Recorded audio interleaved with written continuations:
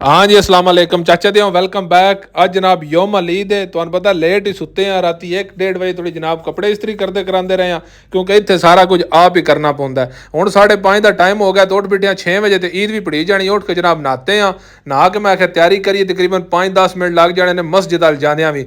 जल्दी जल्दी जनाब नहा के तो परफ्यूम शरफ्यूम सट के तो टुर वग्या इत्थे पाकिस्तान आर ते है कौन वा सारे बंदे आ रहे डेरे वाले तो तां नमाज होनी है।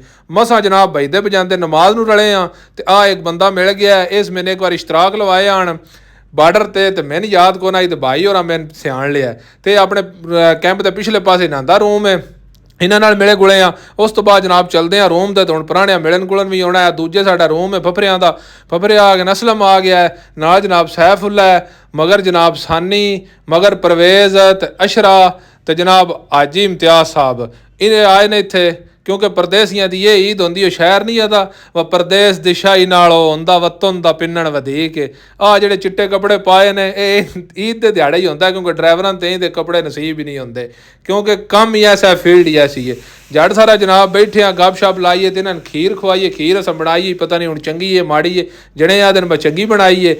उस तो बाद जनाब वो टुर गए, थोड़ा टाइम तो बाद असीं जनाब बनाने लगे हाँ मटन बनाना शनवारी अपने तरीके तुहानू चैक कराना कैसा बनता है। सब ने पहले मटन पा के उत्तों मड़ लाइए, बाद 1-1.5 किलो टमाटर तो भी साड़ लेने, टमाटरों का जनाब छिलका ला के ए जनाब तुसीं वेखो फाइनली लौकी दी कैसी बन गई है। हुण जनाब थोड़ा जिहा उत्ते धनिया लाया तो धनिया लाने तो बाद जनाब हुण सर्फ करन लगे तो वेहने जवान की आदे ने माशाअल्लाह जनाब वेखण वास्ते ठीक है, आदे ने वेखी ठीक है तो खाण लग्या मियाँ मी होना है। चंगी जवाना जनाब रोटी तो बाद खाधी है, फिर जनाब थले लेते हैं झाड़ सारा फिरे टुरिया, मैं क्या अगला हजम हो जाए क्योंकि फिर भी खाना है। ईद तो साडा निरा कम खाने का ही होंदा है, ठीक है। तो सारा झाड़ सारा फिरने टुरने तो बाद जनाब वापस चलिया रूम ते इंशाअल्लाह मिलते हैं सुबह।